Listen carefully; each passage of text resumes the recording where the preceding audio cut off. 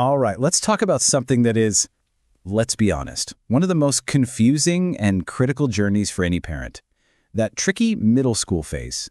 You know the one. It's where we have to start letting go, fostering responsibility, and somehow building a real foundation of trust with our kids. Okay, let's dive in. I mean, does this hit close to home or what? This sentence just perfectly captures that constant push and pull we feel every single day. They are craving independence, they are desperate for it, but then their actions scream that they still need our help for, well, pretty much everything. It's a huge challenge, for sure, but there is a path through it. So, here's our game plan for today. First, we're going to really get into the unique challenge of this age. Then, we'll talk about why trust is the surprising key to unlocking their potential. After that, we'll get super practical about where to start, how to shift our own role from manager to guide, and finally, we'll tackle the toughest part, letting consequences do the teaching for us. Okay, let's start with Section 1, the middle school challenge. Because to solve this puzzle, we first have to really understand all the different pieces. You know, it seems like they want two opposite things at once, right? On one hand, they have this deep, driving need for autonomy, to feel like they're in control of their own lives. But at the exact same time, they still need structure to feel safe and to actually succeed. The bridge between those two things? It's trust. They need to be given real responsibilities, knowing that we believe they can handle them, even when we're not looking over their shoulder. So what's the real solution here? It's not about tightening our grip or more control.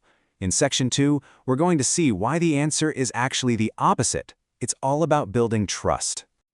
First, let's get on the same page about what trust really means in this context. This isn't about blind faith or just getting rid of all the rules. No way.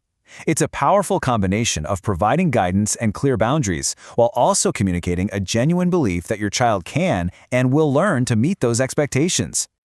Think of trust like the roots of a tree. When we nurture it, we're not just getting better behavior today, we're helping them grow strong for the future. This foundation of trust directly builds their self-confidence. It creates a safe space where they can actually practice making decisions, and ultimately, it prepares them to stand on their own, ready for true independence. All right, so we know why we need to build trust, but where do we even start? Let's get really practical in Section 3 and talk about where to build that independence.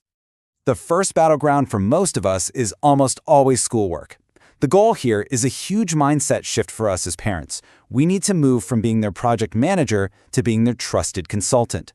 They learn those crucial executive function skills by practicing them, not by us managing every little detail. And you know what?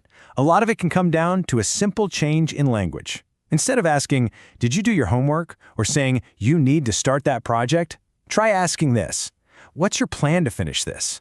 See what that does? That one little question transfers all the ownership from you to them. It says, "I trust you to think this through." Next up, chores. And listen, these aren't just tasks to get done. They are incredibly powerful opportunities to build trust. When a child is responsible for something that actually matters to the whole family, like walking the dog or even just doing their own laundry, it tells them they are a capable and contributing member of the team.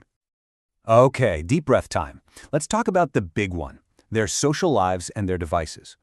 This is where our anxiety as parents can really spike, and for very good reason. But it's also where trust is tested and strengthened the most. This right here, this might be the single most powerful phrase in this entire explainer. When you say, "My job isn't to catch you doing wrong, it's to help you stay safe," you completely reframe the entire dynamic. You shift from being a detective to being their ally. And kids are so much more likely to open up when they don't feel like they're under constant surveillance. And that idea of being an ally, not a detective, that leads us perfectly into Section 4, because the biggest change in this whole process isn't really in our kids, it's in us. We have to change our role from manager to guide. So let's look at this side by side, because it makes the difference so clear. The manager jumps in, solves problems, gives constant reminders, and fixes every mistake. And that feels helpful in the moment, right? But it actually creates dependence. The guide, on the other hand, asks those good questions, helps them create their own routines, and then steps back, empowering them to learn from the results, good or bad. But how do you actually make that shift without just throwing them into the deep end? It feels scary, right? Well, there's a simple, safe, 4-step process for this. It's called the gradual release model. First, you show them how. Then, you do it with them. After that, you watch them do it, staying close by. And finally, when they're ready, you let them own it completely. See? It takes the fear out of letting go. Which brings us to our final section, and honestly, the part that is often the most difficult for us as parents, letting natural consequences be the teacher. This is where it gets really tough. When they forget their homework or leave their lunch on the counter, our instinct is to rescue them. But every single time we rush that forgotten assignment to school, we rob them of a powerful learning opportunity. The low grade? That teaches responsibility. Being hungry for an hour? That teaches planning. These are life lessons a lecture from us could never, ever provide. And I just want to pause here and say, it is totally okay that this feels hard. It's supposed to. It feels like we're being mean or neglectful. But that fear, that discomfort, that comes from love. It's a sign you're doing something really important. Remember, just as they are learning to be independent, we are learning a new role too. We're learning to let go. So as we wrap up, I want you to hold on to this final thought.